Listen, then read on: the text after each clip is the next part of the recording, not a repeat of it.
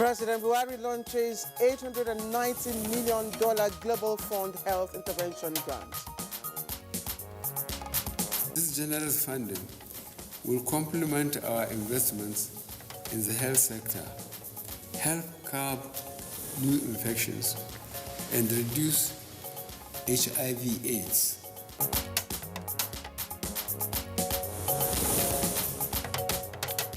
National Economic Council to give more attention to monitoring and evaluation processes in the public sector to curb leakages. Program as well as projects and providing a source of reliable, meaningful information for the citizens in order to assess government policy. Court of Appeal dismisses APC suit against Edo State Governor Godwin Obaseki.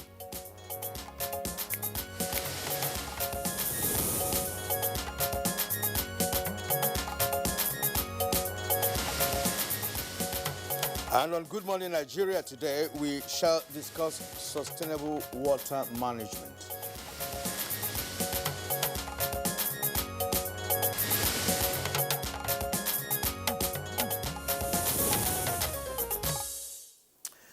All right, so if you're an ardent listener to Afrobeat music, then you will know that late fella Anikulapo Kuti I should say, is the undeniably father of Afrobeat music in Nigeria.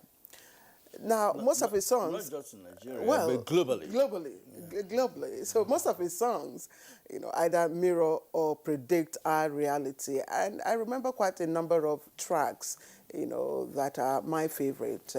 Shakara, African Lady, I'm sure you know. Yeah. African Lady, she go say.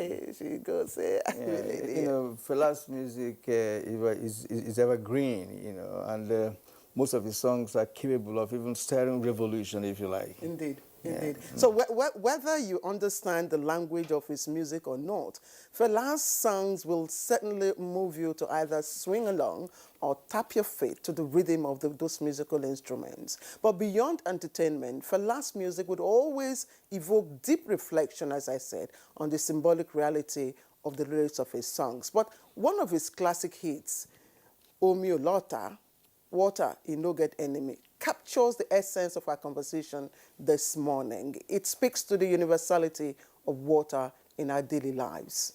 Kieran. All right. Of course, the chant, water, get enemy, reflects the universality of the value of water, as you said, from cooking, washing, bathing, and even for therapeutic purposes. He says, if your head they cool, they're hot, Now water go cooler. You're not fluent in pidgin language. Exactly. And there's also the belief, according to Fela, that water is used to resuscitate a drowning child.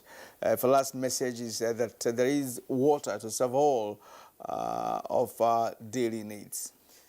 Indeed, the value of water cannot be overstressed, and this has been captured in many notable quotes on water. For instance, without prejudice to some religious injunctions on love, Hugh Auden, that's a British-American poet, once wrote that, and I quote, "Thousands have lived without love, but none without water." Existing scientific data estimates that 71% of the Earth's cover is water. Regardless, only less than 1% of the Earth's water is available for human use. Nigeria is blessed with rich and abundant water resources. In addition to underground water, every part of the country is blessed with surface water with more than 200 cubic meters annually. And Claire, we have several thousands of cubic meter of water, both surface and underground water. But what I think is the issue at the moment is how to manage this resource. And just to add, Kieran, that most of the country, 36 states, if you reflect, take their names from river sources. Unfortunately, as you said earlier, the country is suffering from, what developmental economists will describe as economic water scarcity. Now, access to safe drinking water is also a challenge and has remained so, especially for rural dwellers. So, are we losing water on Earth, or are we just wasting water? On Good Morning Nigeria this Friday, we seek how to manage our water resources for sustainable development. I am Claire Adelabu Abdulrazak. Thank you for joining us as always. All right, our conversation today is prompted by the call for action by the United Nations on its annual World Water Day celebration on March the 22nd.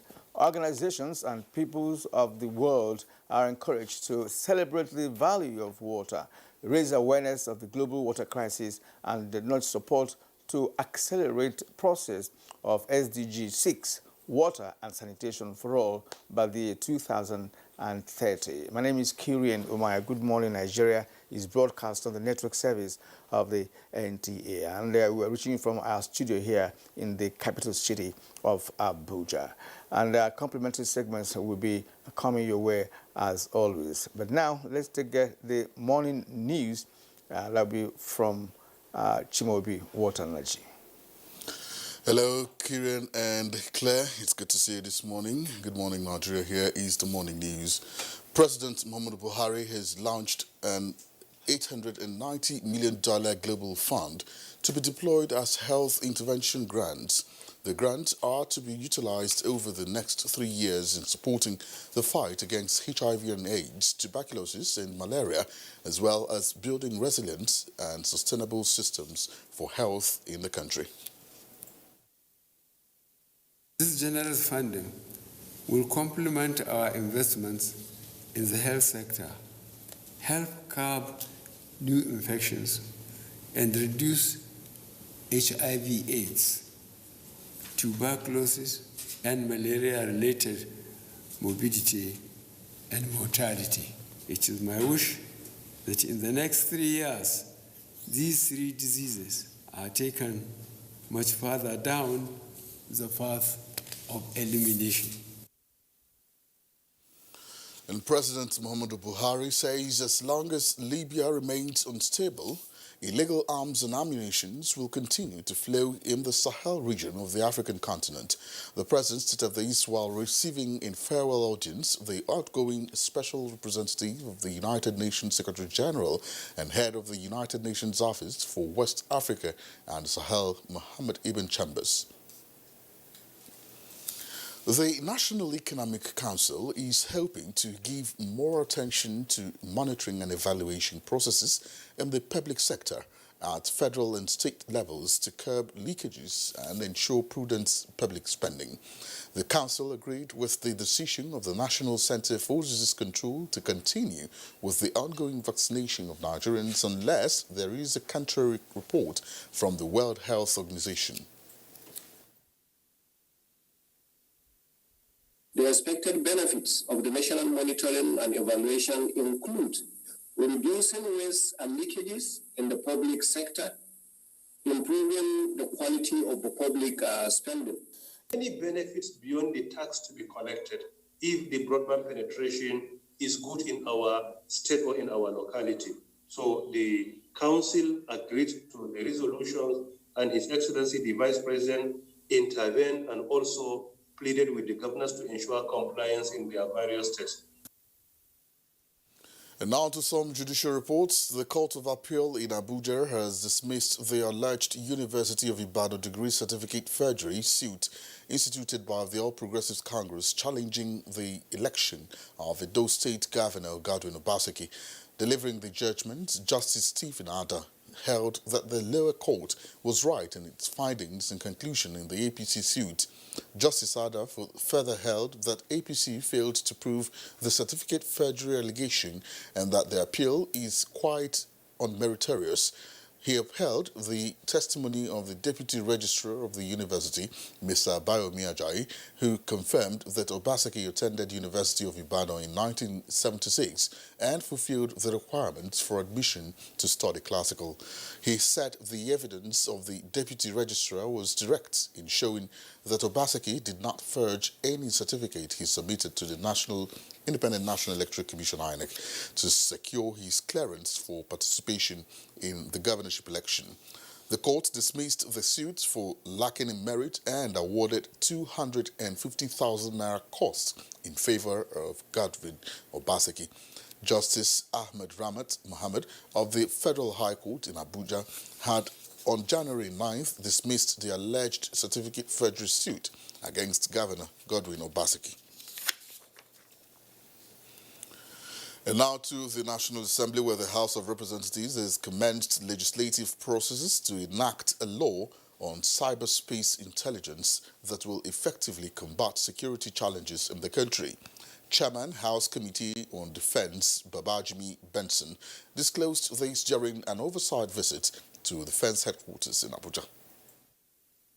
The importance of space and cyberspace to the modern warfare cannot also be underestimated. The space and cyberspace has become a very critical sphere economically and militarily. Therefore, maintaining their capability is now an emerging necessity for military operations globally. There will be a collective good for not just the legislature, but of course the entire Nigerians that you represent. And now to health. 135 new cases of COVID-19 have been confirmed in Nigeria in the last 24 hours. And the figures released by the Nigeria Center for Disease Control, the new infections were from 15 states, and the FCT with Lagos State having the highest number with 41 cases. A state-by-state chart shows that Imo is second with 20 new cases, then Ogun with 14, Kebbi 11, FCT and Rivers has 10 each, Akwa Ibom 8, and Plateau has 4. Others with new infections are Ebonyi, Kaduna, Kano, and Osun State with 3 new cases each. Oyo has 2. The chart is completed by Ekiti, Gombe, and Nasarawa with 1 case each. With this, Nigeria now has 161,409 confirmed cases of COVID-19, out of which 146,890 were treated and discharged, and the death toll has risen to 2,027. All right, and that concludes the morning news. Good Morning Nigeria continues with Kieran and Claire just after the break. Stay with us.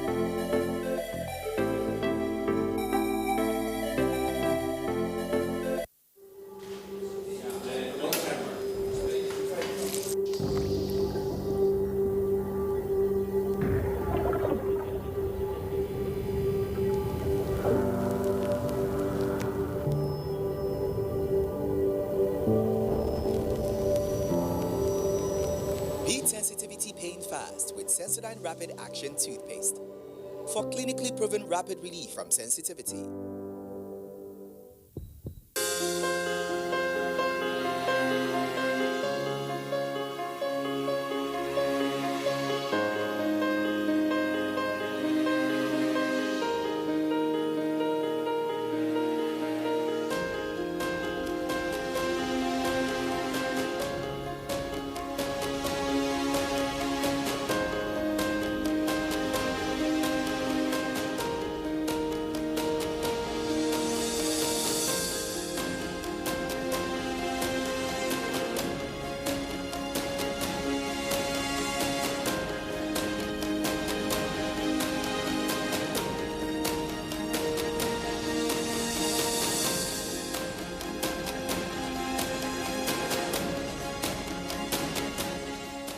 This vaccine is safe and it has been certified safe and usable by NAFTA.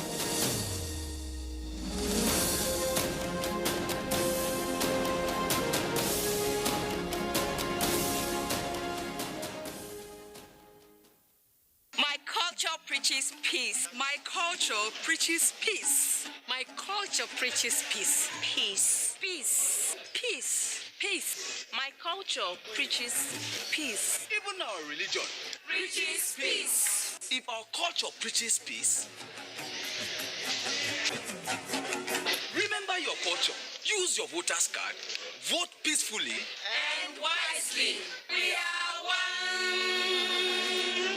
This message is from the National Council for Arts and Culture.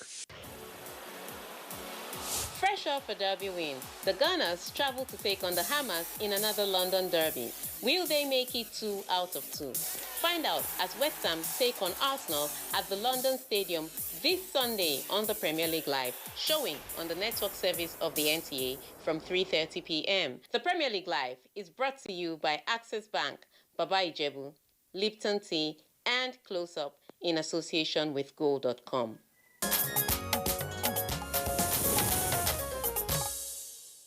Well, we thank you for staying with us up till this moment on Good Morning Nigeria. We now go business. The Debt Management Office has listed its third sovereign sukuk on the floor of the Nigerian Stock Exchange. Now, let's join Chimobi Walter Naji for more on business news.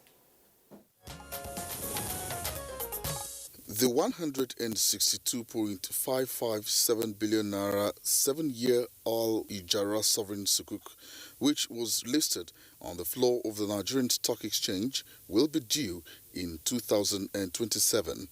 The sukuk, which at the time of issuance was massively subscribed to the tune of 669.124 billion naira, was issued to finance 44 economic road projects across the 6 geopolitical zones. With the listing, investors who are already holding the sukuk can trade them, while new investors have an opportunity to buy the sukuk in the secondary market.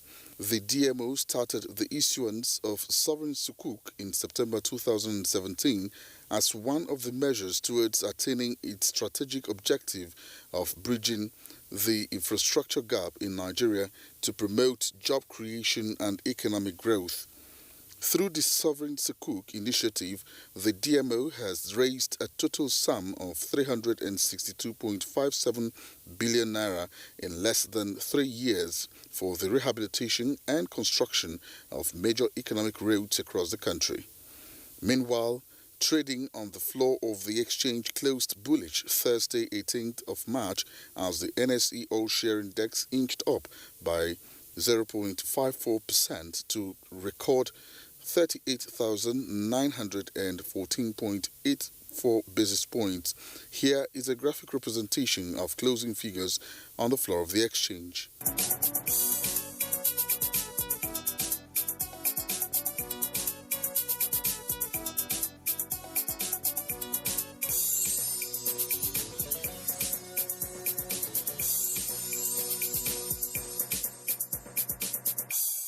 With business news, I'm Chimobi Walter Naji. All right, coming up next will be the newspaper review. Don't go away.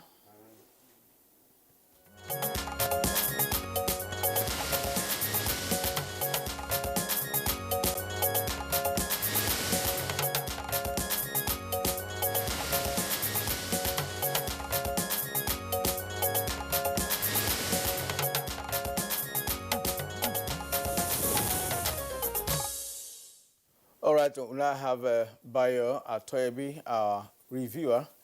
Bayo, it's good to have you today again, as always. Thank you, Kiria. You're welcome. Good morning, Claire. It's Good Friday, morning, Nigeria. Bayo, it's Friday. Let's quickly begin with the Daily Trust. And the lead story, AU Nigeria back WHO on use of AstraZeneca COVID-19 vaccine. Comes with 3 riders. FG expects 16 million more doses in weeks. Vaccine in all states except Kogi, and Kanu dismisses vaccine boycott. And the traffic gridlock along Gwagwalada Abuja Lokoja Road That was yesterday. I hope it cleared by now. Now, out-of-school children rise by 3 million in 3 months. Details of that on page 4. Just a little below the nameplate, Aisha Buhari, that's First Lady of Nigeria, returns to Nigeria after 6 months in Dubai. It's on page 4. Gunmen kill 4 naval officers, 3 policemen in Anambra. And federal government launches $890 million health grant. Details of that on page 46. Kyria. All right, you're done. All right. Now, to the Punch newspaper, the Punch, above the nameplate of Punch, CBN defends Naira with $5.62 billion in 3 months. That's on page 22. Throwing 2023 presidency open, despicable, unconscionable, Ohaneze tells PDP. That's on page 7. Throwing 2023 presidency open, despicable, unconscionable, Ohaneze tells PDP. At last, Aisha Buhari returns after 6 months in Dubai. It's on page 7. Now, the lead story here this morning on Punch newspaper, doctors threaten strike, say federal government not paying dead members' insurance. Families of our members killed by COVID-19 received nothing. That's according to the association. We lost 17 of our members to COVID-19. 1,600 infected, say resident doctors. Doctors plan indefinite strike action March 31st. Kano vaccination suffers setback. Find out all of that on page 2. Now, bandits kill policemen, abduct 3 in Kaduna. On page 8, gunmen kill 4 naval men, 3 policemen in Anambra State. It's on pages 4 and 5. Now, how Lamido received 1.35 billion kickbacks into personal accounts, as according to EFCC. That's on page 8. How Lamido received 1.35 billion kickbacks into personal accounts. All right, now 6 Super Tucano jets arrived July, says presidency. Super Tucano jets. It's on page 9. Now, Niger pastor abducted. Family claims 60 million naira demand made. That's on page 5. Kano cleric ban mosque closure, unconstitutional, unjust. Council of Ulamas. Details on page 9. Bayo. Thank you, Kyrian. Well, talking about the Tucano aircrafts, 12 of them were ordered. 6 will be available in July. And you will recall that it was ordered in 2018. In fact, permission was granted for some sums of money to be taken from the excess crude account for which the aircrafts are to be acquired. 14 Nigerian pilots have been in training in Georgia to get very familiar with the aircraft. It may be recalled that state governor once questioned that, where are the aircraft after they have given $1 billion for the acquisition of the aircraft? Obviously, either the governor was not aware that aircraft, such war aircrafts, are not picked from showroom. They have to be manufactured by specification after the contracts have been signed. So apparently was playing up to the political gallery. But the information now, which was given by the Special Assistant to the President, Garba Shehu, is that the 6 will be here in July, and shortly after that, they will be here. And in consonance with that, the Chief of Air Staff also paid a maiden operational visit to Kaduna yesterday. At a courtesy call to Governor Nasir El-Rufai, the Chief of Air Staff, Air Marshal Isiaka Amao, said that Mr. President has ordered that the military should ensure that people can freely go to the farms during the rainy season. And he gave order, the message to bandits: we are coming after you. The Army, the Navy, and other security agencies are going to flush you all out of the country. Meanwhile, bandits struck at Ungwamu Waziri in Chuku local government area of Kaduna yesterday. There fears that a policeman and inspector was killed. 3 persons were abducted. In fact, when the bandits arrived the area, there was community alarm, and people were asked to switch off their generating set. But soon, they had gunshots. At the end of it, among the 3 that were abducted were 2 students of the Kaduna State University who were abducted from their out-of-campus accommodation. Meanwhile, There are concerns about COVID-19. Today, we have 135 new cases in 15 states of the Federation. Lagos, which had the highest, had 41, Imo 20, so the numbers are receding. The total so far, 161,409. Unfortunately, 2 days ago, we had 9 deaths. No death was reported yesterday. So far, the total deaths we have had is 2,027. We have 12,492 of our compatriots in treatment in hospital. Department of Petroleum Resources in Abuja zone has sealed off 11 filling stations. What is their offense? They were found to be dispensing petrol above the approved price. Some of them have manipulated their meters so that they were under dispensing, and others were diverting the community. Also in Benin, 6 stations have been closed. Engineer Obi Ogio, who is the controller in charge of Benin, says they were selling petrol above the 162 and 165 belts. Some were selling as high as 175. The stations that were closed are those along Airport Road, Apapava, and Sapowa Road in Benin. Meanwhile, oil benchmark for Brent crude on Thursday evening by 7:30 fell by 6.21%, losing about $4.22. It is now sold at $63.78. The implication is that when the oil price drops, the pump price will concomitantly drop. Well, we always welcome that, but when the oil price goes up, then we raise alarm that, they are increasing pump price again. Let's take on this story on the doctors threatening strike. Yes. Saying that the families of our members killed by COVID-19 received nothing.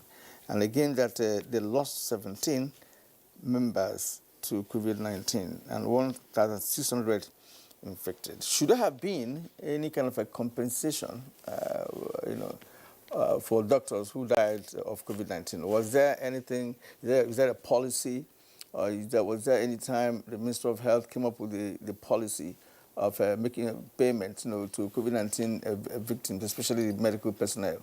Well, when COVID-19 came, there were concessions that were made that there's what they call allowances that we were paying them was about 5 naira. It was found to be very low, and that was increased. And also there was assurances that insurance would be provided because doctors were frontline workers facing the COVID-19. When we said apparently, on this program, yes, that strike is really not, the best solution to all of this. There's still room for negotiations, and you must give it to this government. They've done quite a lot for doctors, especially within this COVID pandemic. But I just like to keep you on hold. I don't want us to end this session without looking at the editorial. Yes. 2 for Grammy. It's the editorial on The Nation, and it's talking about, of course, 2 young Nigerians who have made us proud, who have put Nigerian music on the world stage. The one Grammy talking about Damini Ebunluwa Ogulu, aka Burna Boy, and Ayodeji Ibrahim Balogun, also known as Wizkid. Yes. Both won Grammy Awards, world's top accolade for musicians. But this editorial is saying that, look, while we acknowledge that these boys have put us, on this stage, Nigerian music has been alive for a long time. But I will also remember, it is not foreign awards that validate our cultures, but our own aesthetic evaluation. We congratulate the musical ambassadors. Yes. What you're saying in effect is that, Nigerian music has been very pronounced and has been global for a long time ago. But they're emphasizing that the advent of Black Lives Matters is now bringing into limelight the discrimination that was brought to bear upon talents that were non-white. And therefore, with this advent, it shows that if fairness is allowed to operate, then our talents will blossom across the world. Congratulations to the two. Honestly, congratulations. One was a solo award, that of Burna Boy. The other was a collaboration with Beyonce. That is that of the Wizkid. All right. On a very good, happy note, we'd like to end our newspaper review this week. Bayo, thank you. Thank you too. It's a Friday. Have a very pleasant weekend. We'll see you on Monday by God's grace. Thank you.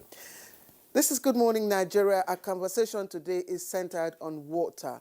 How do you value water? What is the social or cultural perspective to water? And our prompt today is the World Water Day coming up on Monday. We'll be right back.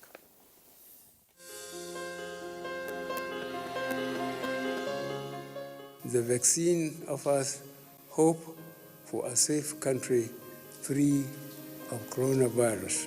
I urge all state governments, traditional and religious leaders to take the lead in the mobilization effort within their environment and spheres of influence. I similarly urge all eligible Nigerians to present themselves and be vaccinated in accordance with the order of priority already mapped out at the various authorized designated centers only.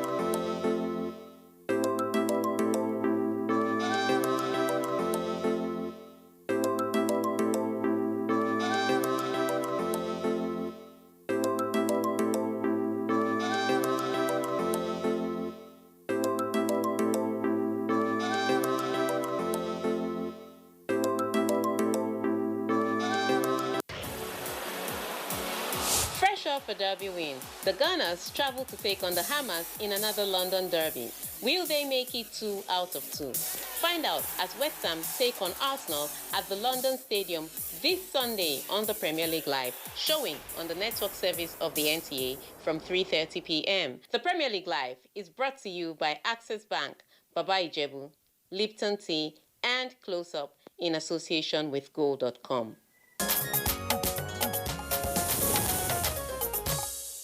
Before we begin our conversation on sustainable water management, let's take this report by Victor Azu.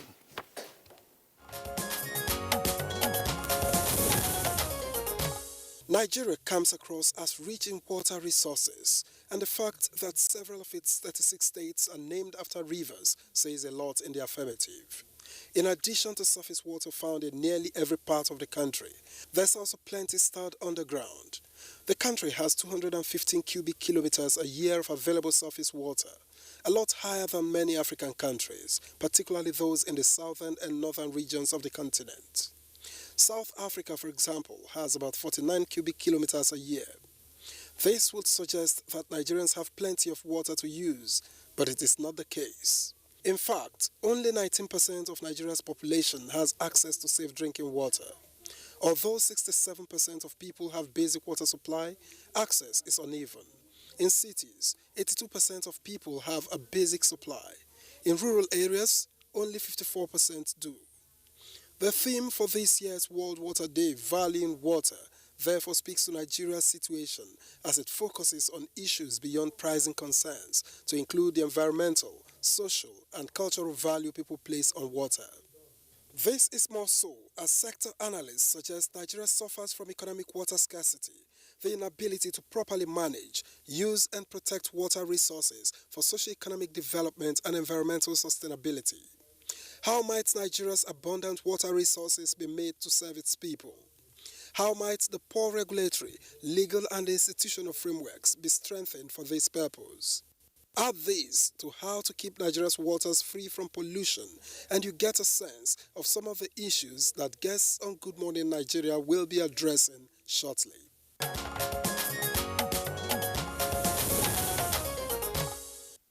That was Victor as giving us a background perspective for us to begin our conversation on sustainable water Management. Victor, thank you for that package. We have all our guests ready for our conversation. So let me begin the introductions with the Honorable Minister of Water Resources. So he's right here with us, Engineer Suleiman Adamu. Honorable Minister, thank you very much for joining us. Good morning. Morning, Nigerians. Also seated is a familiar face, Engineer Kashim Ali. He is Board Chairman, Federal Capital Territory Water Board. Thank you very much, sir, for joining us. Good morning. And joining us from Lagos via Zoom is Adebayo Alao. Adebayo Alao is the head of WASH Water Aid Nigeria. Thank you for joining us this morning.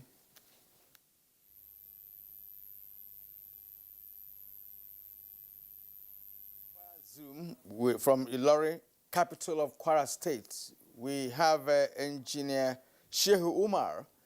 Engineer Shehu Umar is the Acting General Manager, Kwara State Water Corporation, Ilori. Good morning and welcome to our program.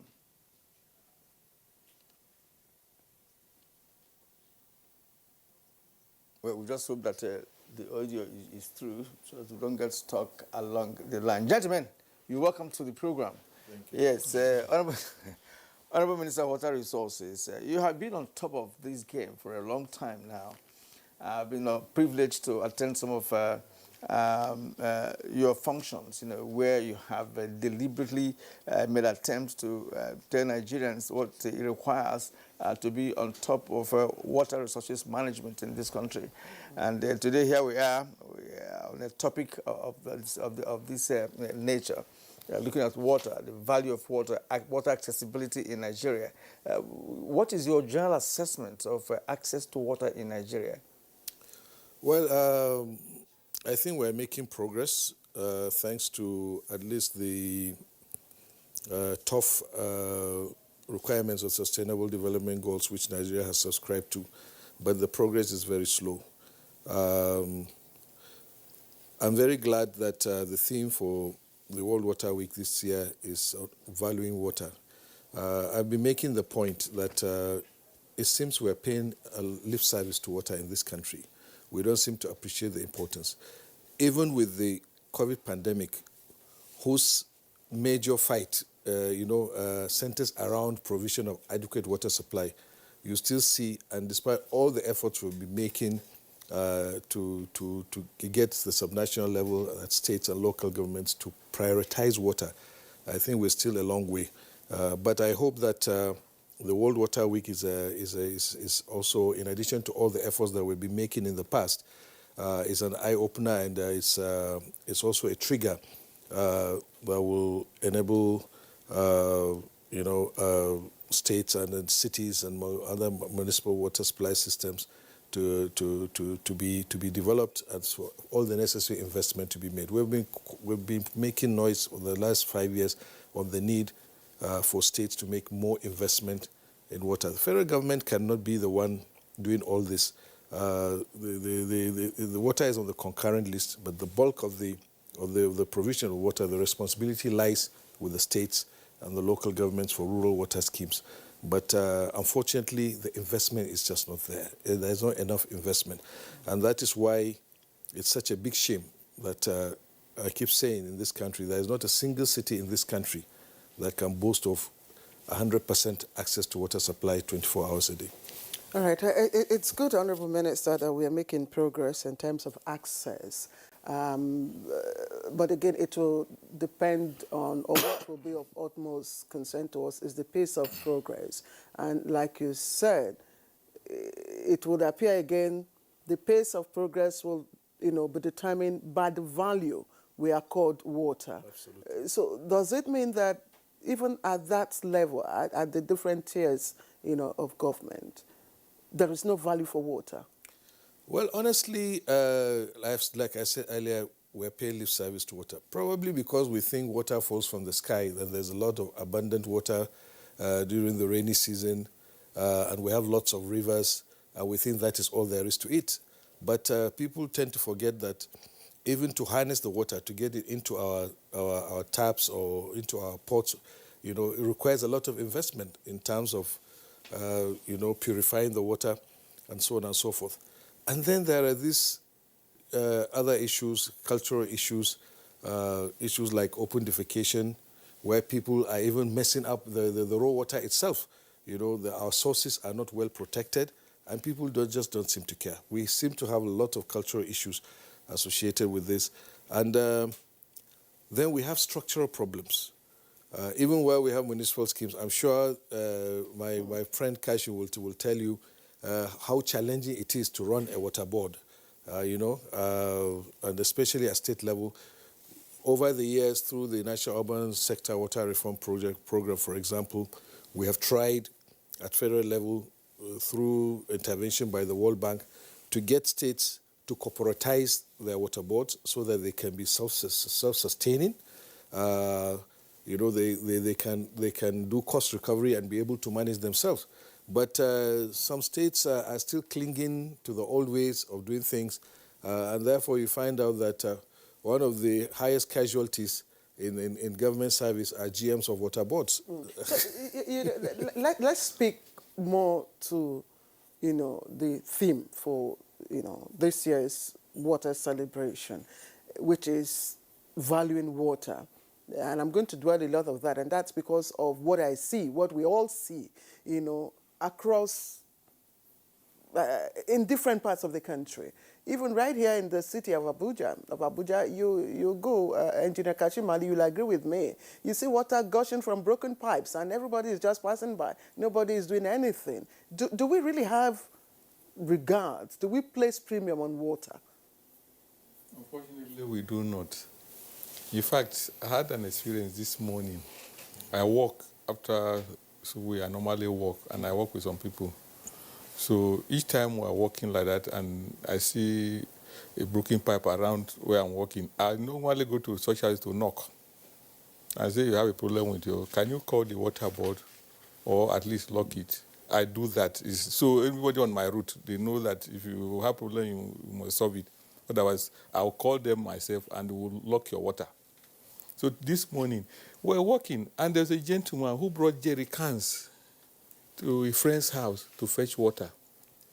Opposite him, somebody else was wasting water washing his car. And I said, look at this, look at the life. This person needs this water for sustenance. He needs it for his family. This one is wasting it. And I said, can you people see why I stopped to... It appears that I'm disturbing them, but this is why I do that. Some people don't even have water. You have, and you are wasting it. So certainly we do not value it. And like one minister said, look, even in Abuja, we're beginning to experience disrespect for nature. Our catchment area for the Lower Osman Dam used to be very well protected, such that raw water was of very good quality.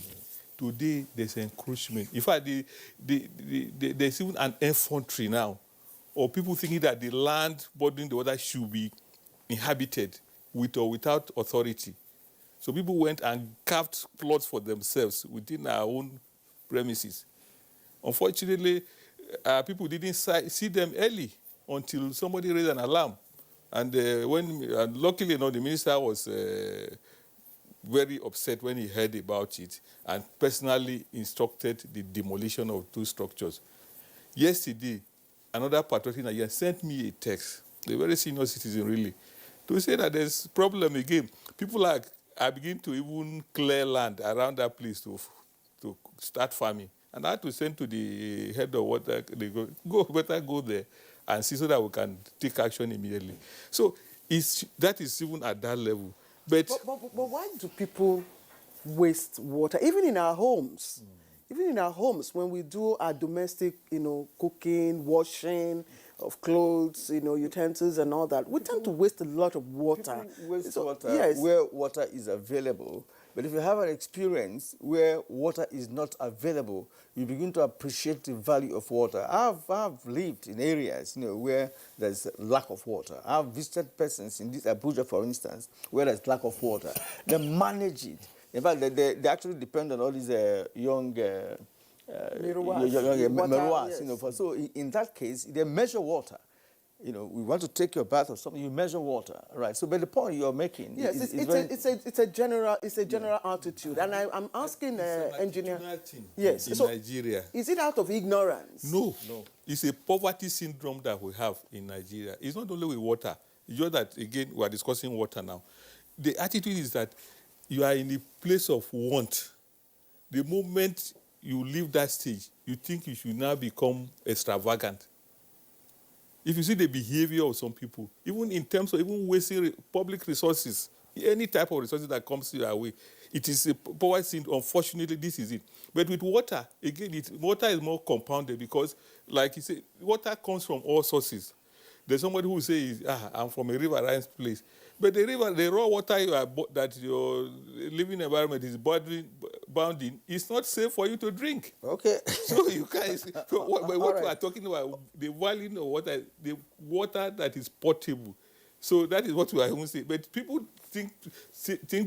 they don't see any difference between raw water and treated water in the attitude. All right. In the course of the program, we'll actually delve into all that. And again, because water is on the concurrent list, as the minister pointed out, we should be able to understand whether there is a synergy between the federal water policy and that of the state policy. But now let's go to Adeboye Alao in Lagos, head of Wash Water Aid Nigeria. Well, Lagos is a mega city with a mega population.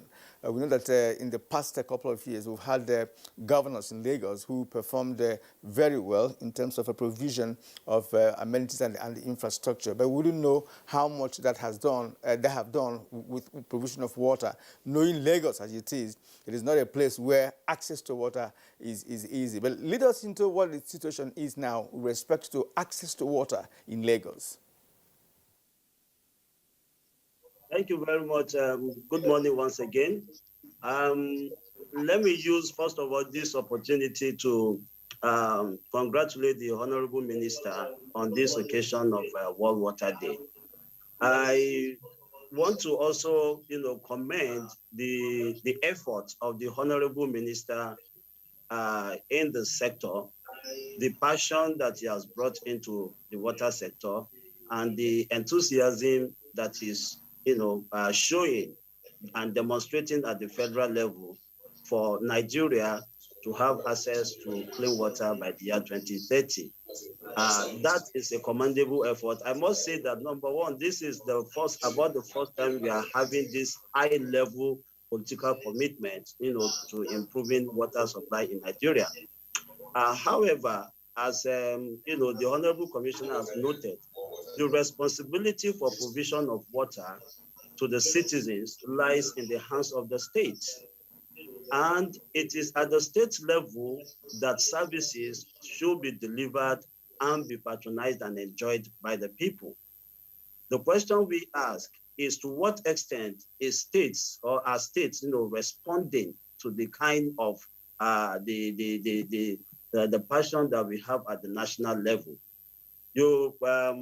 As Water Aid, since the launch of the National Action Plan for Revitalization of the Wash Sector in Nigeria, we have partnered with both the federal government and a number of states to support them in providing an enabling environment for water governance, because that's the first step. Your governance structure needs to be well structured, needs to be well laid out. And we support states, in the area of having a water policy. We realize that many of these states do not even have a policy for water. And where you do not have a policy for water, you begin to wonder, where is the direction that you are going? So we supported states, to first of all have a policy on water, and having a water policy, you'll be able to develop some other strategic documents that will enable you to increase access to water within your states. And following on that, will come with technical support that will enable you to plan the sector more effectively. Because without the plan, you will not even know, which area is lacking in supply, which aspect of your, of your supply chain that is, that is lacking in efficiency and effectiveness. Now, without all these plans, it becomes very difficult for even development partners to come to support. So what we do is to encourage states, to have this strategic document that they'll be able to use as a tool, to seek support from development partners. And the National Action Plan for Wash Revitalization in the country had made provision for what is referred to as the National Wash Fund for states to be able to access this fund. But there are criteria, for states to be able, before they can access this fund. Many of our states have not been able to meet that criteria. So part of the things that we do at WaterAid is to work with the states, build their capacity to be able to come up with that, meet that criteria which the federal government is asking of. And by then you'll be able to, have access to this fund and you'll be able to improve on your services. So the sector has a lot of, challenges at the state level, at the local government level, before we even come down to the community level. At the community level, we face the challenge of operation and maintenance. The schemes are there, the water schemes are there, and the belief of the people is that the government has given us this. So if it spoils, it's government's responsibility to come and repair. It is not so. So we work with communities to build models for them to be able to operate and maintain, these facilities once it is provided. At the local government level, there is a unit that is called the WASH unit, Water Supply and Sanitation and Hygiene units. Do they have the capacity to be able to, interface between them and the, and communities? So we build capacity at that level too, for them to be able to do that.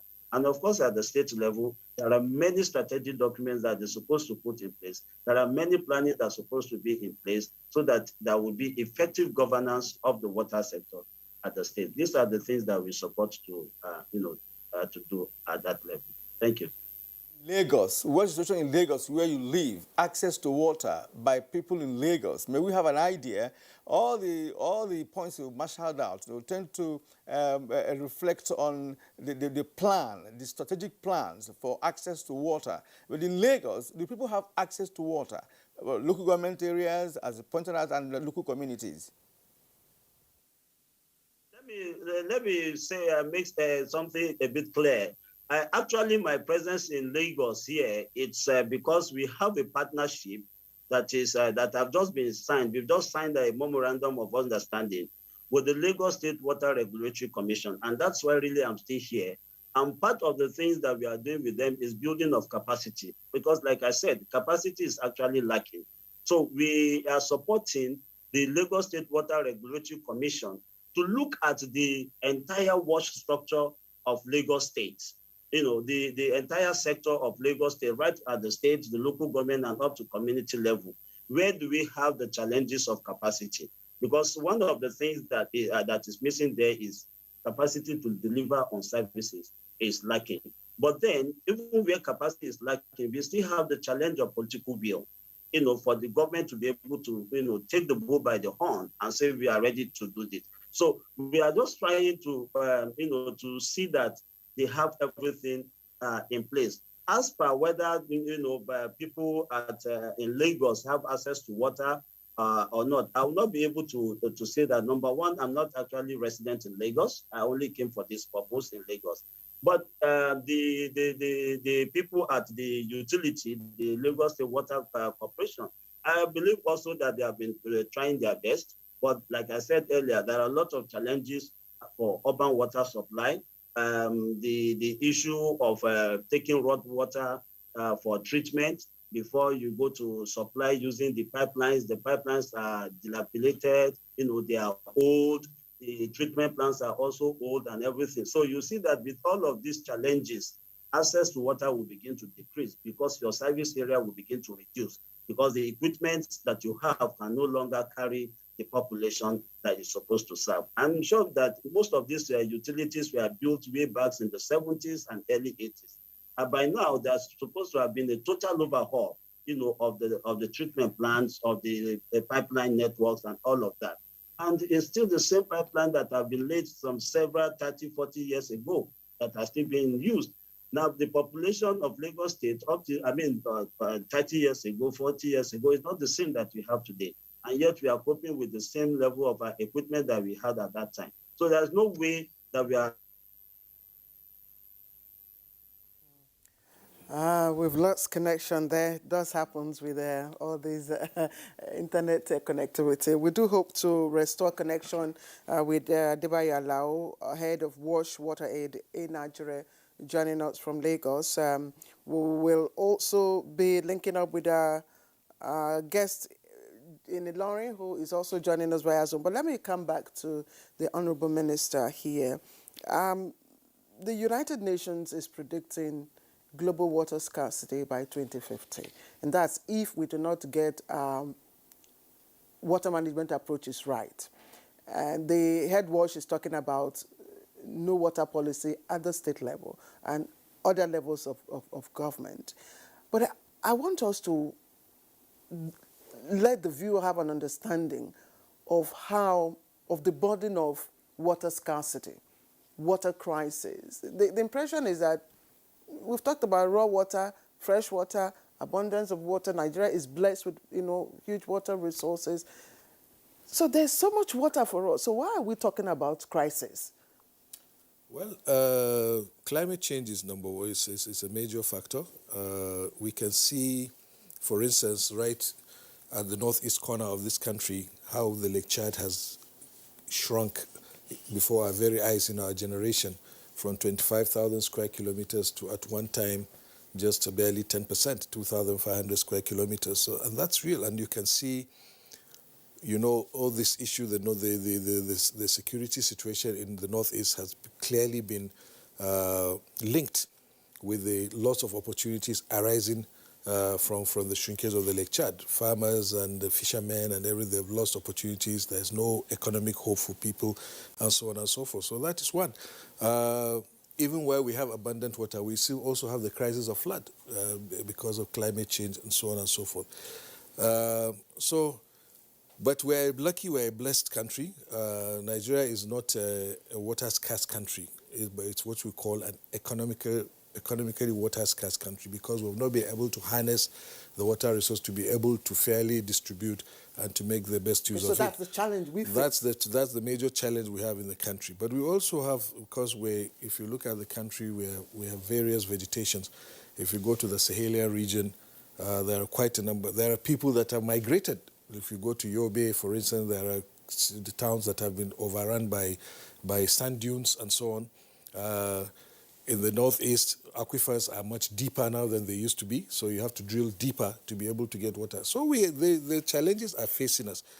But what is important is we have a plan, we have a response to these things. And because we don't value water, we are not paying attention to this kind of thing. We don't monitor groundwater. Where in 1995, when the first Water Resources Master Plan was done with the support of Japan International Cooperation Agency, only 5% of our groundwater resource was being exploited. So we had abundant groundwater resource. But when I hear and I see that you see estates in this, even in Abuja and elsewhere, everybody is drilling, hundreds of thousands of boreholes every year, you know that we have a problem, So we're not looking at when Australia, for instance, took a deliberate attempt, made a deliberate effort to recharge its groundwater in certain areas. There are certain provinces, because they'd exploited the groundwater for several years for agriculture. They now diverted a river and they're perpetually recharging the groundwater. We're exploiting this groundwater without thinking, And even in places where we have cities that have rivers, there for them to just tap the water, there's abundant raw water for them, just for them to invest, build the treatment plants, and so on and so forth, and build the distribution network. One mayor in New York, when he was leaving office, the last act he did was to sign off a 100-year plan for the water supply of New York. Most of our states don't even have a 5-year plan. All they do, they react. Okay, there is no water, they drill a borehole. We can't sustain this kind of things. So we need to look deeper. And that is why at federal level, we have created all the policies, all the programs, to be able to address this.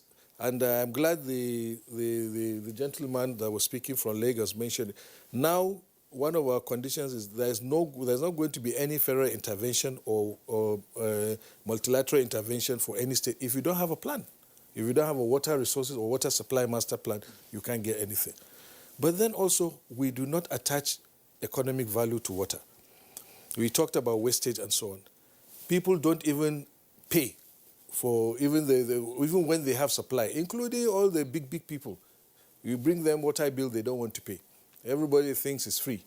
You know, everybody wants a free ride. We can't run a country like this. If you go to Cameroon, you see people, every house has a tap, but they have a special lock. The man will lock his tap because he knows he has to pay for the water. If he doesn't pay, he gets disconnected. Some running meters. You know? Yes, and some are running meters and so on.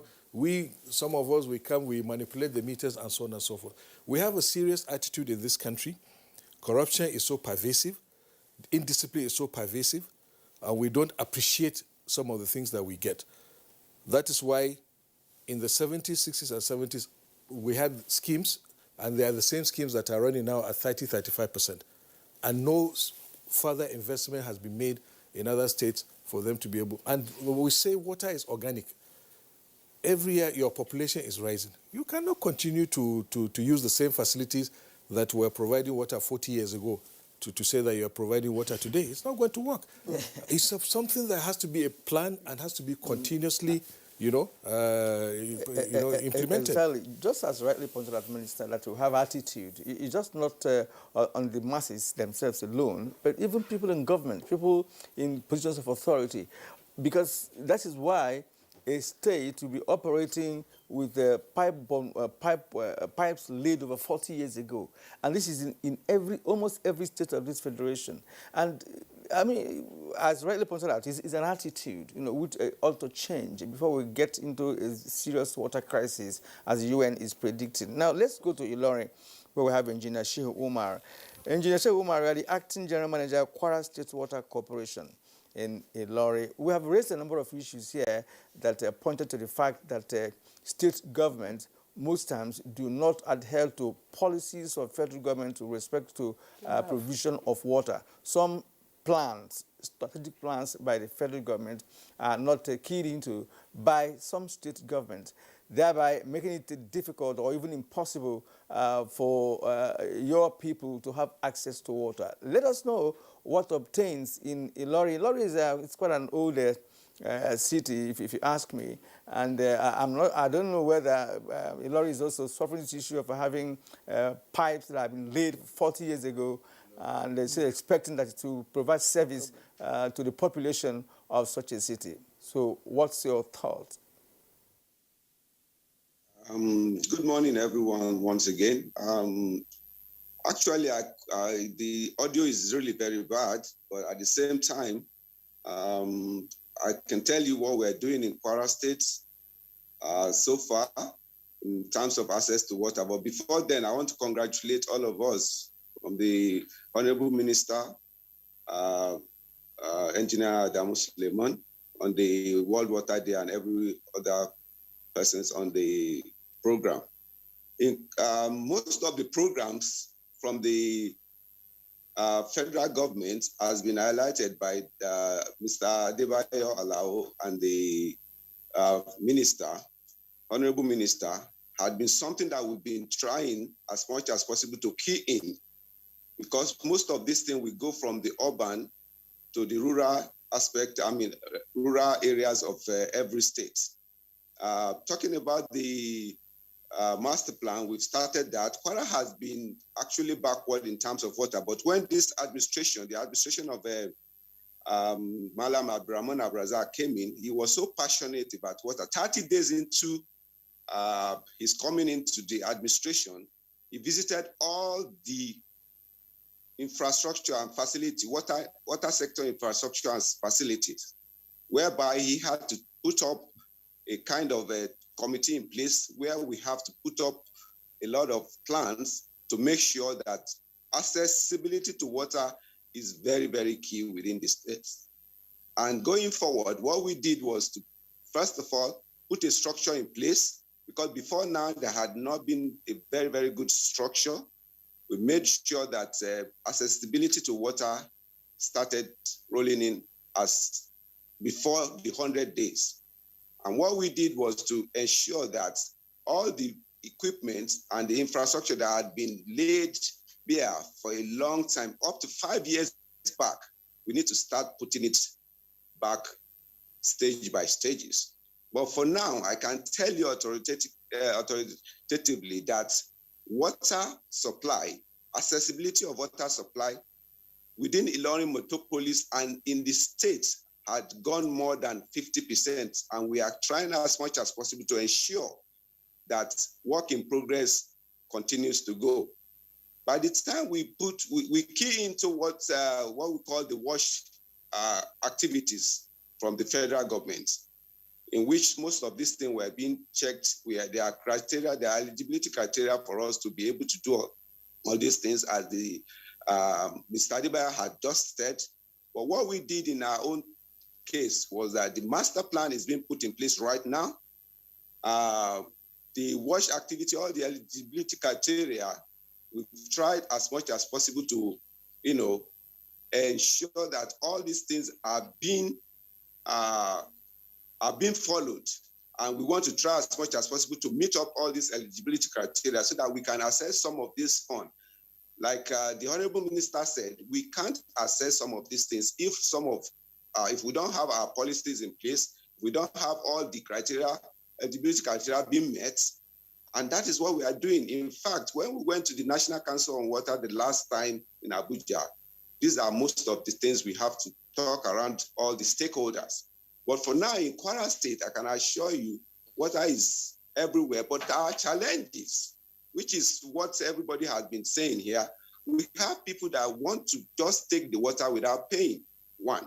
Two, the wastage of water is a key thing. People will see water going everywhere, and they don't want to get in touch with us. So what we did was to try as much as possible to now said, okay, we have to do advocacy, go to the media to give out all our numbers, customer services numbers, so that everybody that had to see whatever is happening to our pipeline, leakages all over the place, had to call us. But another great challenge that we have is that our pipelines are in every neighborhood, but people still want borehole. They want to dig borehole. If they send letter to His Excellency, people will look out for borehole. By the time we go to the site, we see our pipe passing through there. But why do they really want borehole? It's because they know the pipeline is in their front, in their neighborhood, but they don't want to tap it because they don't want to pay. So these are the challenges. But accessibility to water in Kwara State had been improved tremendously compared to the past. But right now, going forward, what we are trying to do again is to do more advocacy, let people understand. One of the things that we are doing in Kwara State, Kwara State is one of the lowest rates that we have in terms of water bill. But people still want us to come down to that. We have issues with the retirees. The retirees will tell you, we are retired, we cannot pay such an amount. And how much do we take? For domestic, we have only 2,000. That is for low density area. For high density area, we have 2,500. So going forward, these are the challenges, but we thank God we are ensuring this sustainability of water supply. As long as we have water supply within our pipes, we know we have accessibility of water to the populace. And that is what we are doing currently, and is an ongoing thing. And we have to give kudos to His Excellency, Madam Abraman Abrazak. He has met the minister on issue of water in Kwara State, and we are really making sure that all the things that are required in terms of the WASH activity, the P-WASH, we are following it so that we can be able to achieve a lot at the rural area as well as the urban area. Thank you. Engineer Umar, thank you very much, and I'm very glad that you admitted that Ilorin, Kwara State, has been backward in terms of provision of water. But I'm a bit worried whether it's the issue of payment or actually that that there's no water, the taps are not running. But let me ask you. Residents of Okeakpomu, for instance, and indeed in major parts of Ilorin West, still buy water. They still buy water, and I'm telling you authoritatively because I come from Okeakpomu. So what is the current situation right now? Has that changed? Yes, Okeakum in Ilorin Metropolis, within Ilorin Metropolis, had been continuously being supplied water. Actually, there was a time that we had a road construction there. We have to resurface the road there, but we had already relayed all the pipelines. And what we did was to ensure that we provide standpipe, so that all this standpipe, people can access water there. What we do, anywhere we do new extension to neighborhoods, to new neighborhood, and it requires extension, we do standpipe for them so that we can be able to show them water is here. So people can be able to share. People can be able to fetch water. Because if you don't do that, like I said initially, what they will do is they will never pick the water. So, but in order to ensure that water is there, we put a standpipe there. So in Okeakumu, in Ilorin Metropolis, there is water there. Claire, he said that in the area where you come from, that there's water there. Well, I don't know. It's not hard to verify. I don't know the last time you traveled to that community, so you better get a record straight. He's been authoritative. I don't know. We are colleagues, right? But he's been authoritative in this matter now. All right, gentlemen. Now, what is the role of dams in water management? I know that countries like Sweden, which is a little over 9 million people, has over 1,000 functional dams in that country. And of course, Sweden has one of the best water system globally, right? And we have dams in this country. Kashimali, do we have enough functional dams in this country? If yes, what should be the contribution of dams? Because when you talk about water management, you also talk about the impoundment in dams, to be able to also provide some level of assistance with respect to water management. Thank you, Kirian. We have too many idle dams in Nigeria. And they are not even far away from us, even from Abuja. If you travel down to Kogi, you see an idle dam there. Go to Ondo, go to so many places. I think, again, it takes us to this discussion, valuing water. Because if you value water, you will now provide people with water. And you see, this issue of, and I'm not trying to criticize my brother from Ilori, what I try to do, and I call my colleagues to do in water supplies, let's take criticisms fairly. Let's use certain things as indicators. Honorable Minister mentioned the fact that even in Abuja, we're beginning to drill boreholes. Nobody will go and invest his money. A borehole costs about $1 million plus. If I cannot pay 5,000 naira for municipal water supply, where will I get the money to drill borehole? Nobody will drill a borehole if he has water in his tap. We must accept that. It's only where somebody is extravagant, maybe he's not using his own money to drill, that he could do that. Even that, it makes no sense anyway. Because drilling is expensive. It is. Absolutely. So why will you tell me that I'm drilling borehole when there's... So we use in Abuja, what I use, way back when I was a director of the water board, I used Merua as indicator. I never drove them from the street. Anywhere I see a constitution, I know there's no water there. We'll now go and investigate, why is there no water? Sometimes somebody has cut off their water out of vindictiveness. Maybe somebody didn't give him bribe on that road and you cut it. So they'll resort to, until we connect. Other places, we found that some places were high grounds and they needed pumps. We did all those things. Okay. So we should use those and get... There are dams that have been provided by the Federal Ministry of Water Resources. Even in Abuja here, our own dam here, the one Abuja had, which is the Lower Osman Dam, with a capacity of 100 million cubic meters of water, was projected to be not to meet the demands of Abuja at a particular time. It was proposed to have another dam in Gurara, but Gurara Dam, but in Kaduna State. There's no way FCT can go and do any activity in Kaduna State. So Federal Ministry of Water Resources intervened and did that dam, which has a capacity of 9 times almost 10 times the size of our own, 80 million cubic meters per hour, from where we get water to augment what we have in the system here. That is a functional dam. They are also planning to take part of the water to generate electricity for Kaduna State as a benefit for them. Then there's a large portion of land that's being used for irrigation between Kaduna and Abuja. That is how to use a dam. How many places do you have this type of thing happening in Nigeria?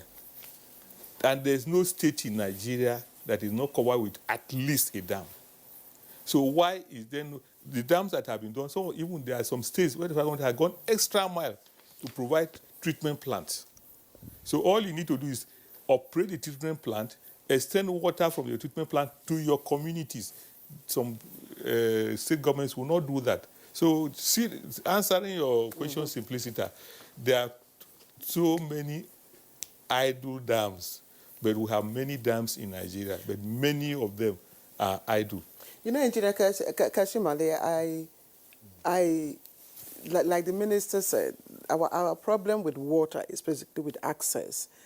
And access to those who live in the rural areas, because of the 19%, according to statistics, of Nigerians, of our population, you understand, who have access to water, safe water, majority of them live in cities. The larger population are in rural areas. So how do we, and UN is saying, look, this is a problem of approach. This is a problem of how you manage, the waters. So how have we been managing our waters? Thank you. Yes, because in 2018, there was an international, during the 2018 International Water Day, the UN advised that nations move away from the silo approach where you dealt with each of the waters separately and then there's no integration. Are we still doing that, or are we dealing with our water management independently? Again, this team forcing, not valuing water. Today in Nigeria, I know of 2 states that are giving seriousness to water governance system, proper water governance, Lagos State and Kaduna State. Now, because we don't also value water, we think anybody can run a water supply system. So you have, you say, okay, if I say we need a water board, you create a water board. You appoint anybody, no matter how qualified or not, as a GM. Certainly because he's not qualified, after a few months, he comes, he says he wants water for diesel, money for diesel. You fire him, that is disturbing you. Money, you fire him. He comes for chlorine, you fire. That's why the turnover of GMs is so high, because there's not a clear understanding of what, if there's a proper water government. I'll give you an example. Let's paint a scenario. You have a state government, you have a water supply agency. Grant them autonomy and monitor them. As they collect revenue from selling treated water, they do investment with that water, There's a way you can go to the rural areas and get them to pay for their water. There's a program, and Suleiman Ademu was at the forefront. In fact, he was the promoter of that project. They did under the PTF, where even boreholes were provided for small communities that were not about 200 people. But before the boreholes were drilled, you have a meeting with the community to say, we must form a water users association. So the people were involved? The people were involved. So you do, in fact, the choice of the location of the borehole, it was critical, because in some cultures, women do not pass certain places. So you must identify those places that a place women don't pass, you don't put your borehole there because of those cultural issues. Because women are the people who mainly use water. So they have free access. Then if you want to collect money, who is the best person to collect money? Also, women who are better at managing such money, because you give a man tendencies for him to borrow somebody else, but the woman will say that this money is not mine, and nobody will talk. So they did that all over the country. If we had sustained that program, for instance, to say, okay, even communities, there will be accountability. They'll have, then we train people also. They train people, like if you have a mechanic or even bicycle repairer in the community, training on how to operate these pumps. Because these are simple pumps, to repair them and to do basic things. And they will pay, even if it's 10 naira for a bucket of water. that money will be there. You can use it to maintain it. That is, if you can do it at that level, what more of secondary and tertiary levels? Today, in most water boards, they collect the money and they pay into the treasury. The government collects it. When they want money to buy chlorine, it's a difficult thing. They want money to repair pipeline, it's a difficult thing. And you think that you can't manage water supply because the infrastructure, the appurtenances are buried. They are rotting. And the time they will collapse, you have no money to deal with them. So you must allow them autonomy. Any water board system that has no autonomy is planned to fail. What You mentioned, sorry, What kind Kiran. of autonomy are you talking about? Kiran, sorry. Financial autonomy. Okay. Okay, you mentioned Lagos and Kaduna, and I think this will do us a whole lot of good to know how they're approaching their own water management. Could you give us an insight? What they did, and like you see, even Lagos has gone itself, have a water regulatory commission. But that is a commission that monitors the performance of the water in terms of technical viability, financial management, and quality of water.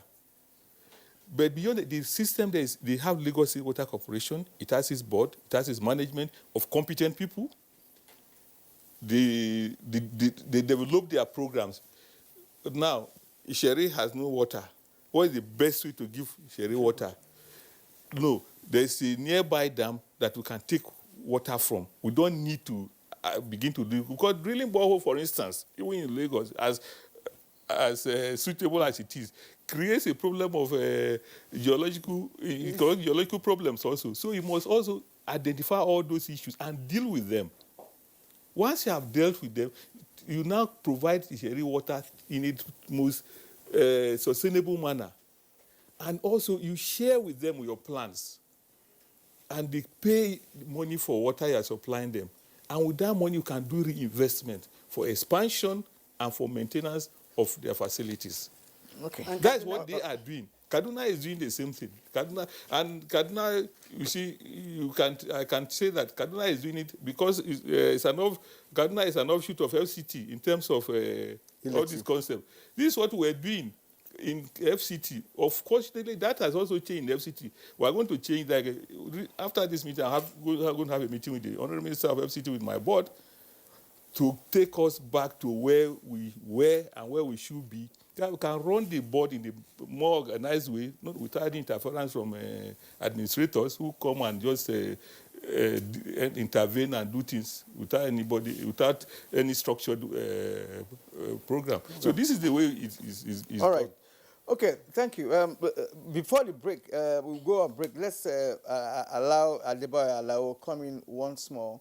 Adebayo Alao, you spoke so passionately about WASH program and all the strategies that are being put in place by WASH program, and which of us you want states to key into to ensure accessibility of water in various states across the country. Now, talking about WASH specifically, we are aware that the program has been piloted, in Kano and Ogun State. Well, I'm not very sure, but you will tell us better.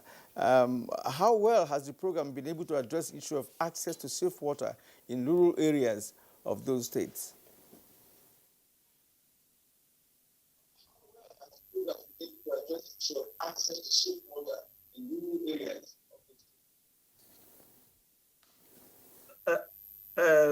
Well, I must say that honestly, there is a lot of audio interference. I did not get you very well.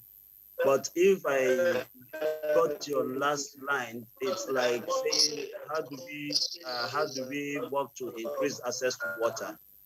Is that what? All right, Adebayo Alao, we will return to you in a short while. But right now, let's take a short break and see whether we can be in a position to address whatever the connectivity issue is there with your line. You're watching Good Morning Nigeria on the network service of the NTA. Let's take a short break now. When we come back, the conversation surely continues.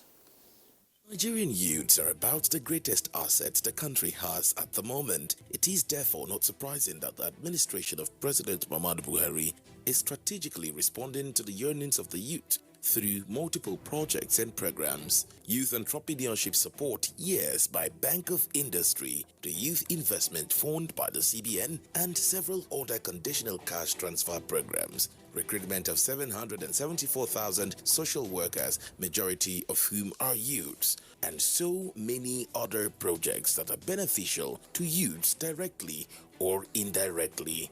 If the administration can do all this, definitely with a degree of patience and time, it can achieve more. Nigerian youths must come together to say no to terrorism, no to vandalism, and no to all disruptive tendencies. Hashtag Youth for Greater Nigeria. Pacifying the youths, unifying the nation.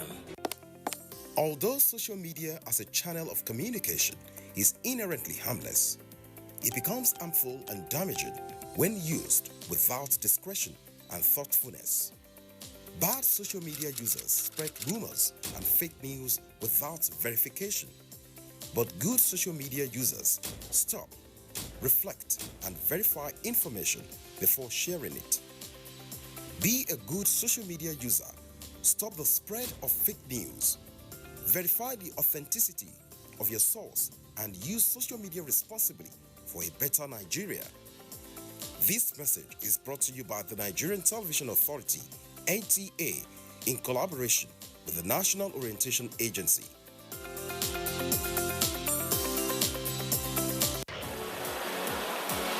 Fresh off a derby win, the Gunners travel to take on the Hammers in another London derby. Will they make it 2 out of 2? Find out as West Ham take on Arsenal at the London Stadium this Sunday on the Premier League Live, showing on the network service of the NTA from 3:30 p.m. The Premier League Live is brought to you by Access Bank, Baba Ijebu, Lipton Tea, and Close Up in association with Gold.com.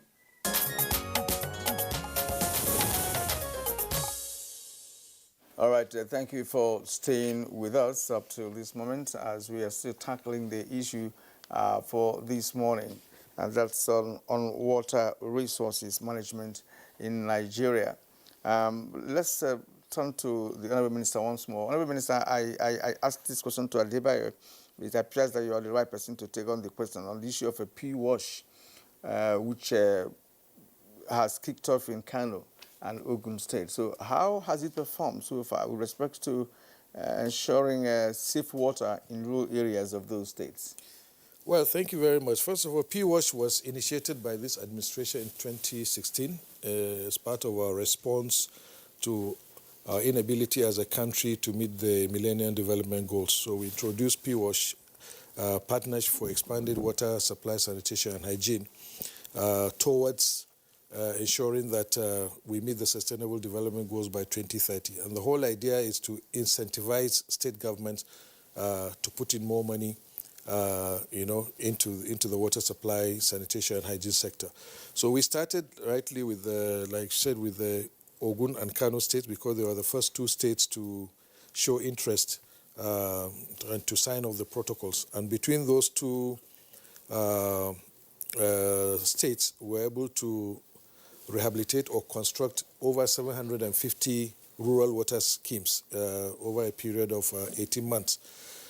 Subsequently, we learned all the lessons from it, and we launched an expansion of the program in 2020. And now we are working with 10 states, 12 states actually. 10 states initially, and then 2 states came on board later, Kaduna and Gombe. They came belatedly, but by then we had already started the program. They said they will do their own program, and then in the next phase, federal government can put its own investment. What we are doing in PWASH is that we take maybe 4 local governments, rural communities in 4 local governments, or the entire 4 local governments that are not urban as such. And then federal government will take the water requirements of 2 of those local governments, and the state will take 2. By the time the program is finished, what we envisage is that those local governments have 100% access, 100% rural access. If they have urban schemes and small towns, we are not going there. But the rural areas will give them 100% access. And right now, like I said, we have 12 states. So we have 4 local governments. Federal government is doing 2. the state government is doing too. So by the time we finish this next phase, we'll have about 48 local governments that we can comfortably say that we have done 100%. The rural communities in those local governments have 100% access, and then it's going to continue. But that is not to say that it's going to be all along a federal, program. The whole idea is to incentivize the states, like I mentioned, and subsequently maybe these things can go on autopilot. The state government can take it upon themselves. They will see the benefit of planning and all the things that were put in place to get to the entire program architecture. So they will learn from it and be able to see the benefit and hopefully continue from where we stop. Okay, I'm going to direct my next question to Engineer Kashim Ali, and that's because you were a director in the FCT Water Board, and now you are chairman board, the FCT Water Board. First of all, I must really commend the FCT Water Board because some weeks back I heard on the radio that announcement, of course, warning residents of Kubwa of water, yes, for a few days. But why is it that some areas, even within the FCT, some satellite areas, okay, my producer is saying Lugbe, for instance, even in Kurudu, well, you know the areas I'm talking about, yes, don't have potable water. In those areas, you have a lot of the homes there, depend on boreholes. You see, the interesting thing about Abuja, it's a creation of statute and everything is well regulated. If there have been a few of, deviation from plans in some cases because of pressures like this. But the program of water supply in Abuja is such that before water supply infrastructure comes along with other infrastructure. So anywhere we have district infrastructure, for instance, have roads, power, everything, there will be water line also. But anywhere you don't have that, there will be no water line. And water cannot be carried electronically. For electricity, it's easier. You can string, raise, and then temporary lines, and you can't do that with water. If you do it, by the time you cross somebody's plot, by the time he wants to come and do his, you cut the water again, and you start all over. So that is why it is like that. Lugbe, we have not got there. Like Kubwa, we have water there because there was the definite instruction then, a change of plan really, to take water from the Lower Osma Dam to Kubwa, to the airport, and to Gwagwalada. That's how Gwagwalada has water. But initially, the program was that all the satellite towns were to have independent water supply. Gwagwalada they had a well, and there was impoundment, and there was a treatment plant in Gwagwalada to supply Gwagwalada and the whole of the neighborhood. There was a well also constructed at the airport to supply the airport. There was another in Kubwa to supply Kubwa. But unfortunately, we have... What of the MNK district? Which one is that? Maraba Nyanya Karu district. Maraba is not in FCT. Some part of it is in FCT. No, what of Kurudu? No, what of Karu? Nyanya has water. Okay.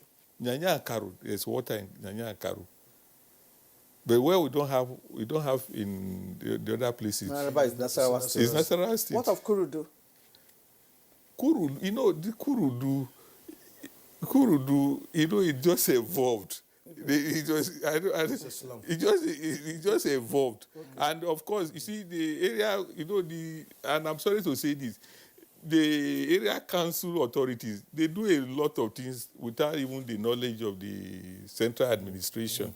Sometimes they do. Believe you me, that Kurudu, I only hear the name. Even though I'm in Abuja, all this, I only pass, because what we had there only were just this furniture people. But I know now it's a huge place. So we have to start planning for Kurudu. But we had plans for Nyanya and Karu, which was done. In fact, the water supply to Nyanya is one of the most expensive projects because we had a tunnel of about 1.8 kilometers.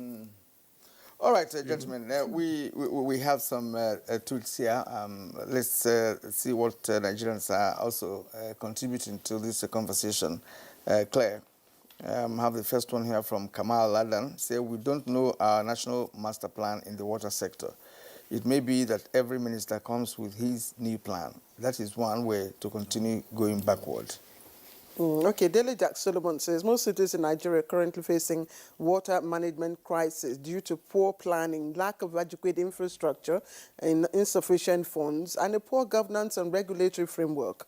A logical and comprehensive policy framework that integrates sound principles of water management, environmental sustainability, and development will ameliorate this problem. Kieran, it seems Daily Jack Solomon is a water management expert, from the streets here.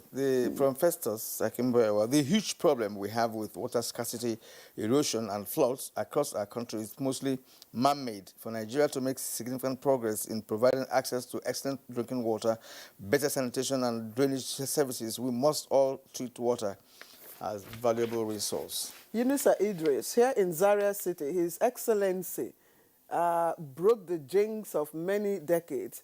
We are drinking clean and potable water, thanks to the Governor, World Bank, AFDB, and Ministry of Water Resources for their support. Water sustains lives. Yeah, you didn't want to take care of Jeremiah Luther and Chris Simeon.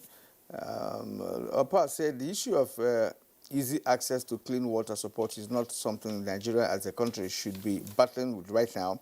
That's to tell you how underdeveloped and deplorable the state of effective water supply is in Nigeria. The solution is there. There are just lacks about it. Okay, I'm just trying to say, Law Alpha C, water is an indispensable substance for the entirety of mankind. While governments in the Western world embark on water projects, Nigeria leaves provision of water to individuals.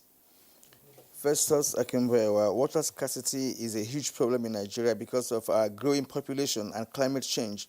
It's upsetting that the majority of Nigerians depend on polluted rivers and beaches for drinking and bathing. Okay, and Steve Bond says many have never seen a running public tap, testament to government failure over the years. All right, we have this from Chris Simeon. With the rapid increase in population, federal and state governments should partner private sector to construct more dams and reservoirs so that water will be made available for us. They're saying that we have many idle dams in Nigeria that need to be reactivated for them to also make their own contribution. Claire, we need to return to Ilorin, to the commissioner, acting general manager of Kwara State Water Corporation. So you told us earlier on that the community that Claire talked about now has access to water. You also said that in some areas in Kwara State, that some persons prefer to have boreholes than to, have water from the pipe. And we have been thinking about that, because of the cost of doing a borehole. I mean, it's quite expensive, to go into borehole drilling. And we want to compare that to using water from the tap. But that is by the way. Now, what about rural communities in Kwara State? I know that Kwara runs a local government system presently. Is there any kind of synergy between the state and local government with respect to providing water for the teeming population of the rural people? Of course, you know that we have majority of the people residing in the rural areas.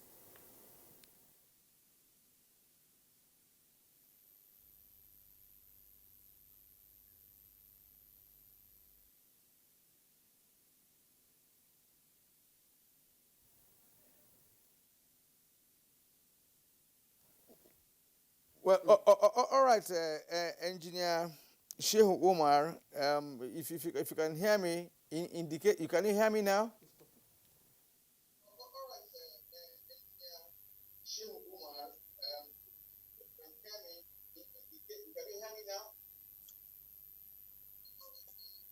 Hello. Yes, you can hear us now. I'm asking you about the water situation in local government areas of Kwara State. What is the state government doing with respect to water provision for those the teeming population of Kwarans who are residing in the rural communities?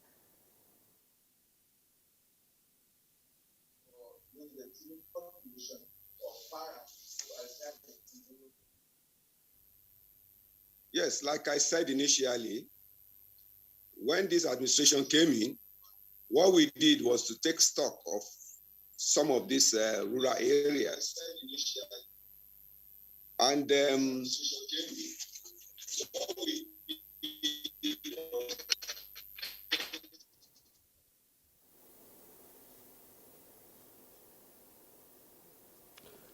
we seem to be having issues with that line, and back to the studio.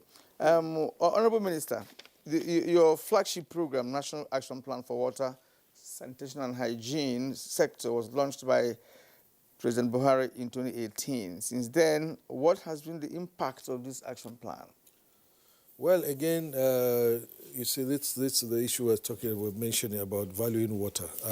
Some states have keyed in. By now, we would have expected that all the 36 states of the Federation will be on board, but there are still states that have been dragging their feet. They have not declared a state of emergency, as the President did for the country. They have not done that for their states. That WASH action plan was put in together by a team from my ministry, World Bank, and other state stakeholders from the states, state commissioners, and so on and so forth. And yet, we still have states that are dragging their feet. They have not keyed in at all. But for those that have done, and congratulate them, we're working together. And like I said, going forward, federal government interventions and maybe even the guarantees that the federal government provide through multilateral funding from World Bank and ADB. Right now, we are talking with the World Bank on a $700 million sustainable WASH program. The conditions for joining will be that they have to meet all those criteria. If they don't meet, then they lose. The other aspect of it is we're trying to get the component of the WASH fund, which we incorporated into the draft water resources bill, and hopefully we'll get this bill sorted out this year. And if that is done, there's a window again for states to leverage for certain funding that they can use to invest in water, sanitation, and hygiene. So by and large, you see, it's an issue of political will. At federal level, it has been demonstrated at the highest level. The president himself launched the WASH Action Plan, declared a state of emergency on water, sanitation, and hygiene in November 2018, went ahead to even put an executive order, number 9, against open defecation. All the things that need to be done have been done at federal level. But getting the states to work at the pace that we want them to work has continued to be a challenge. But for those states that are working, we're ready to support them, we'll sustain them. And I'm glad to say that I will concur with the AGM, acting AGM Kwara, that Kwara State there's a strong political will now with the governor. It's one example of state that is really, they understand and appreciate their problem.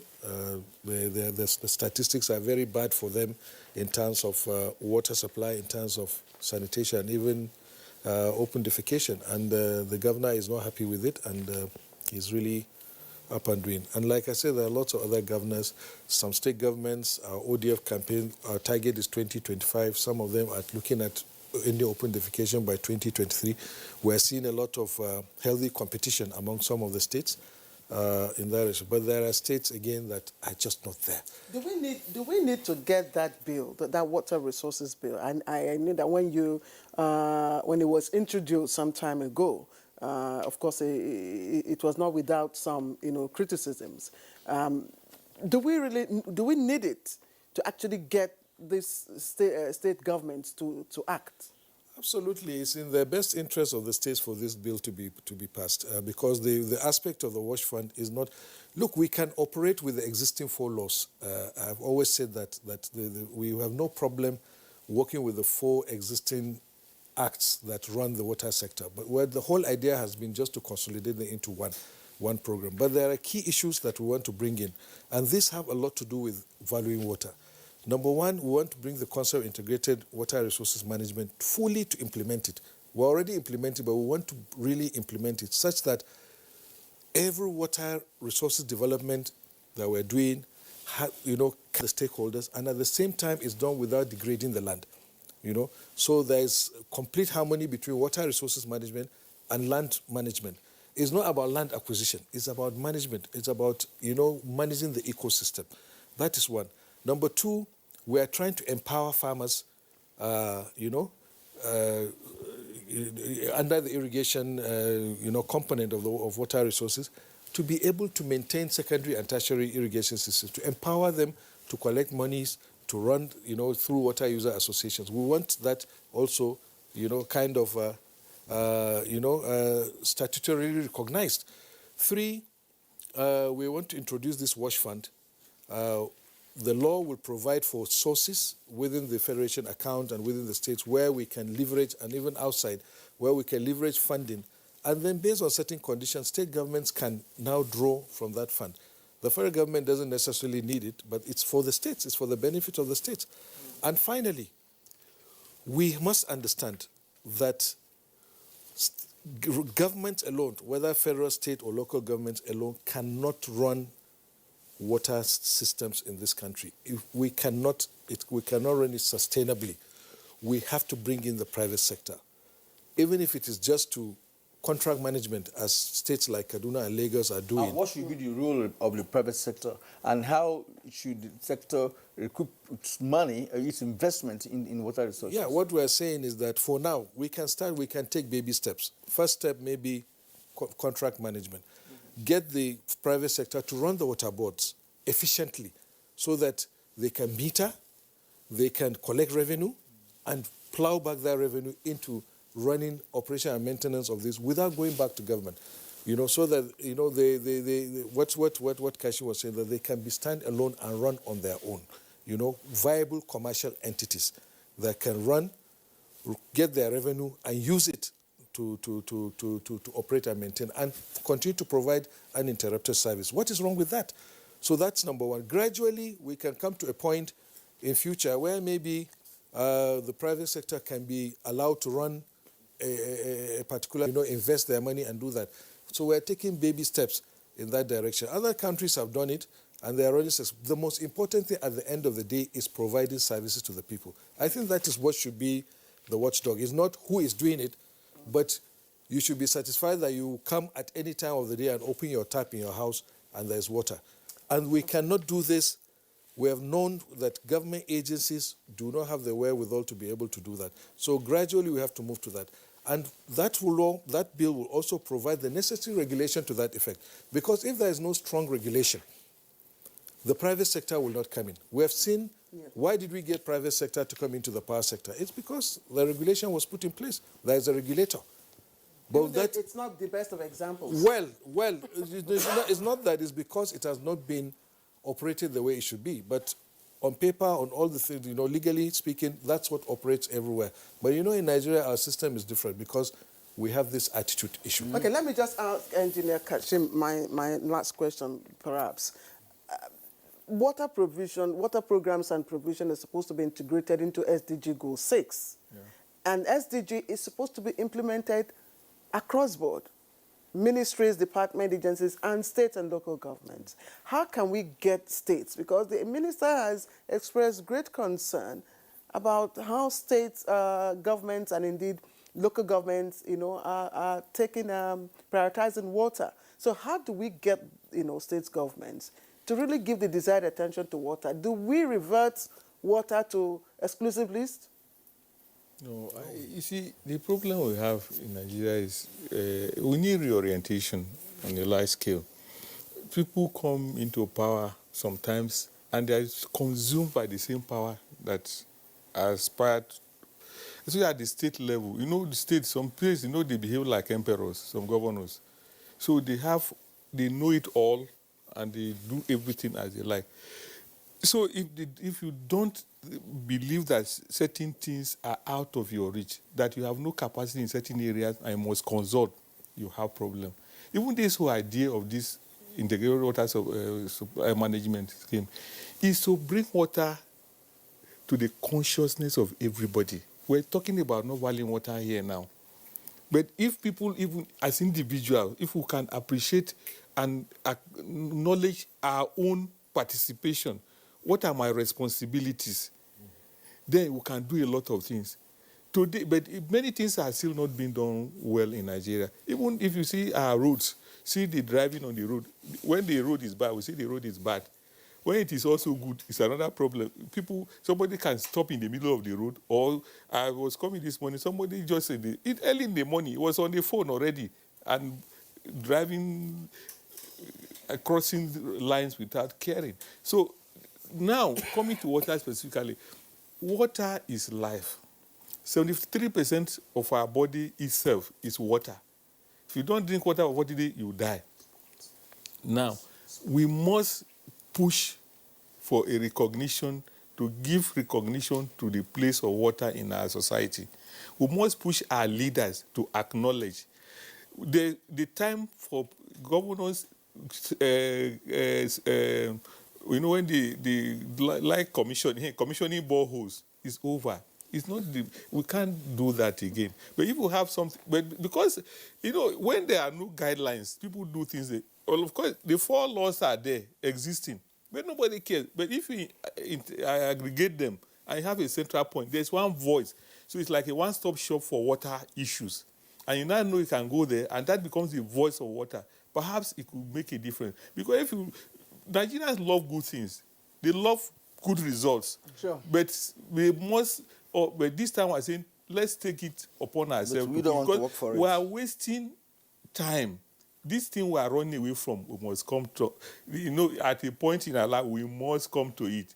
We can't run away for long. We're thinking that having oil is the solution to all our problems. Today, in 2023, in Europe and America, they will stop manufacturing cars, petrol-powered cars. So what happens? We'll be happy initially because they'll dump those cars on us and we'll be excited. But those cars will get bad. We want to go and have replacement. You won't be able. So the things we need to do, let's start doing them now. We have the capacity. We have the intellect. But the challenge we have is that we have failed to put square pegs in square holes in Nigeria. And that is what is affecting us. So that our brains are draining, people are going out to help others achieve their own. The painful thing is that these solutions have been found in neighboring countries. Engineer Keshimali, we thank Small you. countries. Yes, let's have the last word from the minister. About it, and just speaking the truth. So Honourable Minister, your final thoughts. Yes, what's your message on World Water Day? Well, to Nigerians? We need to value water. We need to understand that water is critical to our lives. It's critical to all the things we do. 3 years ago, when we had the World Water Day, the theme was water and jobs. And we were made to understand that 70% of all the jobs in the world are associated with water. We must stop paying lip service to water and take water as a serious issue, as a serious national issue. We should not be talking, I made a point recently, we should, if we don't value water, we will not be able to put all the necessary investments that are required to do it. We should move away from vanity. Stop beautifying your cities when you don't have water on your taps. Water resources. We would like to thank you at this point, for your insights, of course, making out time to talk to us this morning on this issue of water. Minister Engineer Suleiman Adamu, it's been a pleasure talking to you again this morning. Thank you. Engineer Keshimali, Board Chairman, Federal Capital Territory Water Board, we thank you for your thoughts on this show this morning. Adebayo Alao, of course, we've lost him. We would like to thank you for your contribution to the program this morning, as well as Sheikh Umar, Acting General Manager, Kwara State Water Corporation in Lorry. Next, sports. The squads for countries facing crucial qualifiers for the Africa Cup of Nations will be hit after all players in the top 2 divisions of French football were banned from leaving Europe.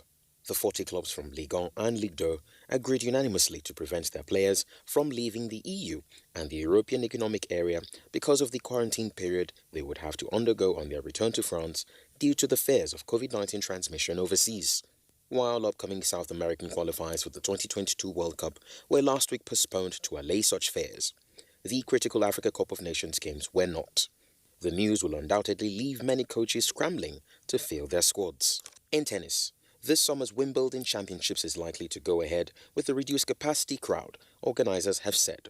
The Grand Slam is set to start on 28th June, 7 days after COVID restrictions are due to end in England. Tournament chiefs said they would react to changing circumstances, which may result in an increase or decrease in numbers allowed in the grounds. The overall attendance for the 2090 Wimbledon event, the last to be held, was 500,397 over the 13 days. Organizers did not specify how many tickets will initially be available for the forthcoming competition. All right, that's Good Morning Nigeria. For today, we do want to appreciate you. You can always join our conversation, of course, using our Twitter handle, but that will be on Monday. From me, Claire Delabo Abdurrazak, and the rest of the production crew, have a great weekend. And I'm Kirian Umayo. Bye for now.